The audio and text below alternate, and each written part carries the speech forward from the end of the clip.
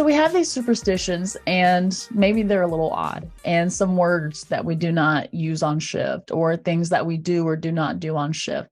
And maybe it's because this job is so dynamic and there's no control over what happens on shift, and there's no control over what calls you get, but these little things that we can't control. Maybe that's it. Maybe I'm completely out of left field. But overall, there's these superstitions that when you do them or you don't do them, you feel like you're testing the EMS gods, and you make yourself vulnerable to whatever elements that they see fit to thrust upon you. And hint, 9 times out of 10, if you're testing the EMS gods, you're going to get whatever they thrust upon you. Maybe you're not superstitious. Maybe you feel like things are just out of the control of the element of this job and things just happen the way they do. Personally, I do believe in the superstitions. But in general, in EMS and in healthcare in general, mostly everyone has that thing. They have that word like I'm talking about. And sometimes it's based on past experience that it's favorable to the outcome of a call or a shift, or doing the thing or saying the word is a less favorable outcome. So I've kind of gathered a couple that I feel like everybody can share, and a couple that I specifically have. And I kind of want to get a general output of like, what do you do or what do you not do? What do you say? What do you not say on shift? I think they're fun. I think it's a universal thing that everyone can relate to. The first one, the most blatant one, there are 2 words we do not use on shift. It is the Q word and the S word. These are not foul language words. They're just words that once you use them, it is like a cloud from the sky unleashes all of the torrential rain of terrible things that can happen. Or it's like everyone decides to call 911 at the same time. Somehow everybody like syncs up. I don't know what it is. Those 2 words. That's the most obvious one. I know somebody that says, I hope you have a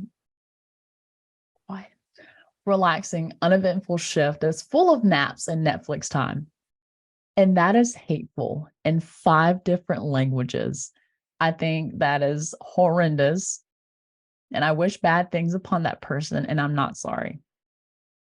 This one's not necessarily a superstition, but I do believe that there are haunted like stations and there are haunted ambulances. For instance, one time there was a not so desirable outcome of a patient in an ambulance that I was working in. It happens, no big deal. But later on that shift, we were driving back to, I think, the hospital or the station, something. And it's like the truck kind of stalled for a second and the lights flickered in the back. And again, I'm not big into the superstitions, but I do believe in them. I may or may not have burned sage in the back of the ambulance after that call, just because it just felt like that patient was back. I've heard stories of people taking pictures like from the cab of the ambulance and they see like shadows in the back. Again, I'm not pushing beliefs on anybody. I'm not pushing the supernatural on anybody. I just believe in some things. That's one of them. Some people have certain socks that they wear. I myself am one of them. I have very specific socks that they have like eggs on them. And there's one that has like pizza toppings that when I get to the bottom of the sock drawer and I have to wear them, I know it's going to be a shift that either we're slammed or it's critical calls the whole shift. One time I tested that out just to see like, there's no way it's real. There's no way. It was very real. It was a full day of very critical calls, the entire shift. Another one, and this is me being a little harsh, but blatantly honest. If you say a frequent flyer's name, they will appear on the shift. 9 times out of 10, it's at the end. It's your last call. And I'm not against our frequent flyers. Whoever calls 911 deserves the same amount of respect and service. However, comma, it's like the boogeyman. Like you say their name and then they just appear. I don't know how they do it. They know. They just know. Some people have different type of what's called clouds. So you have your black clouds, you have your white clouds. Black clouds get a lot of the critical calls. They get those calls that just you hear about maybe once in your lifetime in EMS, and they always get those, or they're always sometimes horrendous. And then, like me, you have your white clouds who get the basic type of calls. Every now and then you get something good, or you go on like one shift is full of critical calls after like 3 shifts of just nothing quote unquote good. However, 2 white clouds can cancel each other out and create a torrential black cloud. In my personal experience, I worked with a new partner at one point, and we're doing inventory in the back. And I looked at her, I was like, hey, just so you know, I'm a white cloud. And she's like, oh my gosh, me too. Like, man, I hope we still get good calls and we have, a good experience. For a month straight, every shift either, and I'm not trying to sound morbid. Someone either died on us or we had a code for a month straight. I got a lot of experience, but man, did it hurt. Another superstition is saying something along the lines of like, man, we haven't had a blank type of call. Or from what I've learned, I'll look at my partner and be like, I haven't done blank procedure in a minute. Usually you get that type of call or you end up having to do that thing. And in my experience, hopefully you looked it up or you refreshed how to do it, because otherwise it's a little embarrassing.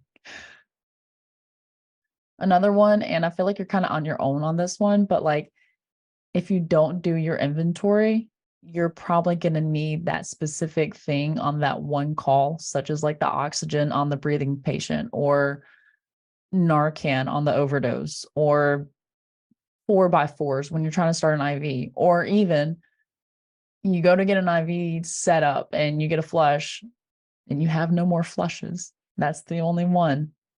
I hate to tell you, you're probably on your own on that one. Been in those shoes and it hurts. Another one is, for me, it's when a patient says, don't let me die. I don't know what it is. Maybe it's the past experience of like, when they say that, they die. You do everything you can not to let it happen, but sometimes it happens. But whenever a patient says that, it strikes this fear in the bottom of my stomach. And recently, it was a pretty stable patient, but they looked up at me and they were like, please don't let me die. I grabbed a firefighter and I looked at them. I said, please ride with me. It's not that I didn't think I could do my job. It's not that I was scared for the outcome of this patient. It's that phrase. It is something about that phrase. Maybe it's like the totality of them saying it or like that pressure it puts on you. But anytime a patient looks at me and says, don't let me die, I start freaking out too. And I'm like, we're going to do everything we can for you. And like, I'm sweating. The back of my neck hair stand up. Maybe that's just me. Another one that I know everyone can relate to, a full moon. It's like everybody just loses their mind. It's like all of the psych patients come out from the backwoods, the ones you haven't seen in months, the ones that you see all the time, new ones, old ones, whatever it is, they just come out of nowhere. And I'm going to take it up a notch. A Friday the 13th with a full moon. Recently had that in May, Friday the 13th, full moon. We had a double overdose and it was at the end of the shift. So not only did it hurt because it's like, oh my God, it was at the end of the shift. Painful. I fully believe in the power of a full moon. And if it's Friday the 13th, as one of my partners would say, buckle up, boys, get ready. Another one that I hold dear to my heart, don't take your boots off during shift. If you have a 24-hour shift, a 48, whatever system you work in, It gets a little difficult, but 9 times out of 10, when you take your boots off, that is when the tones drop. That is when someone's going to call 911. I don't know. Again, I don't know how people know, but it's like people know. It's like they get this sixth sense, and that's when they call. Out of you, I've gone a whole shift for like 10 hours straight of just post moves. One time we sat at the station for 6 hours straight, nothing. So I took my boots off. I unzipped one boot, and that's when we got a call. And I'm 99% sure it was a cardiac arrest. I don't know why. I don't know how, but it works. For whatever reason, the EMS gods, they hear that zipper and they're like, oh, you're relaxing? Now is the time. Someone told me one time that they don't make their bed to the end of the shift, just because if you make your bed at the beginning of shift, like you'll never see it again. I've worked in a system where it's a 24-hour shift, and if you go to your shift thinking that, man, I really need to get some sleep tonight, go ahead, stock up on the Red Bulls, stock up on the energy drinks. You're not going to see your bed. You're not going to get an ounce of sleep. The idea of sleep will be non-existent. Something about trying to obtain rest when you want it, non-existent. Another thing is trying to do anything else during your shift. If you bring homework, if you have a side job and you bring some paperwork or something like that, I've seen somebody do that. I've seen somebody try to crochet during shift. If you bring something else to occupy your time, you will not have time for it. Again, I don't know how the EMS gods work. I don't know how the first responder superpowers that be mitigate their necessity for call volume and / or critical calls, but they know. I promise you they know. Again, not trying to push my beliefs on nobody, but superstitions, they're real. Another one that I know is a proven fact: when you try to get food or you're in the middle of ordering food, you just paid for it, you're waiting for it, you're next in line, that's when you get the call. Most times I don't even bother to think about getting food on shift just because I know. Again, it's that thing. The EMS gods just know. This one's not necessarily a superstition, but it's that moment whenever you're calling report on your completely stable patient and you decide to recycle the blood pressure just one more time. You're in the middle of report and you get that blood pressure cycle back, and it's trash over trash. I always have to like pause and be like, things are changing very quickly. I'm very sorry. I have to go. We're doing things now. Again, not a superstition, but anytime I'm about to like recycle the blood pressure during a report, I wait till I hang up and then recycle it just in case. Or you call ahead and you're like, oh, the patient's stable.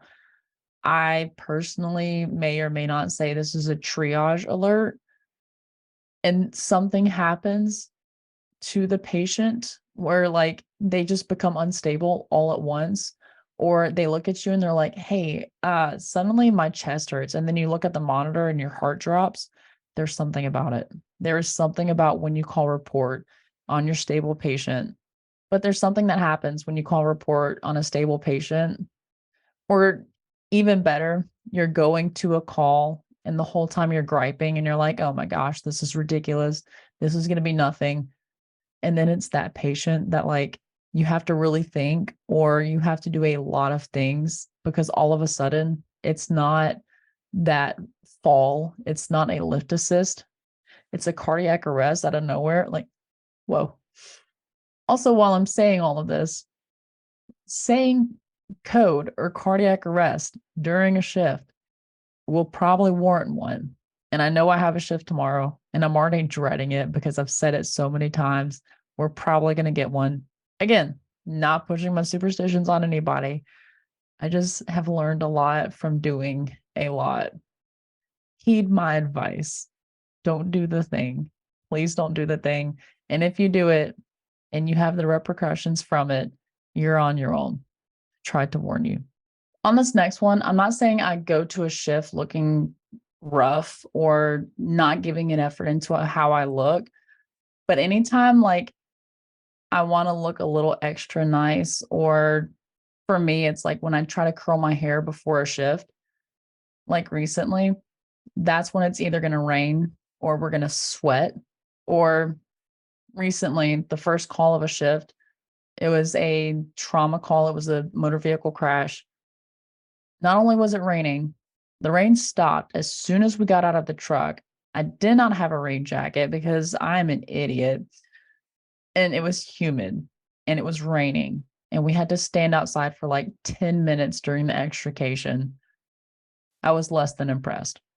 For me, it's when I curl my hair. I don't know what it is. And every time before a shift, when I decide to do it, that is when it's going to be that call or that weather. Again, don't know how it happens. It just does. It just does almost every single time. And like, I know somebody that gets dressed and ready the same way before every shift because, like, they told me if they don't, someone will die on the shift. I don't know how that correlates. I don't know how the EMS gods know. I don't know how the first responder superpowers that be know. But again, it's like they just know. Maybe that's just me. And the last one is not a superstition, but I'm useless before a shift, whether it's a night shift or a morning shift or my noon to midnight shift. If I don't have coffee before, I will be useless. Not a superstition. That one is a fact. So I know those are a couple of them, and there's probably a plethora more. I just kind of want to throw some out that I've learned along the way and generate discussion because I would love to know, what are your superstitions? What are those things you do or don't do? What are those things you do or don't say? I think they're fun. Again, they may not reign true. There may not be EMS gods. There may not be first responder superpowers that exist. But I will be darned for anyone to tell me that it's not true, because I fully believe in it. So as I end every episode, that's all I got. Go ahead, drop your comments, drop your suggestions, anything that you want to add. And with that, the 22 at the Lips podcast is designed to support, not replace, the relationship that exists between a practitioner and his or her medical director. The views and opinions expressed in this podcast are those of the host, guest, and not necessarily of Master Medics. The information provided during this podcast is intended for educational and informational purposes only. It is not a substitute for your approved protocols.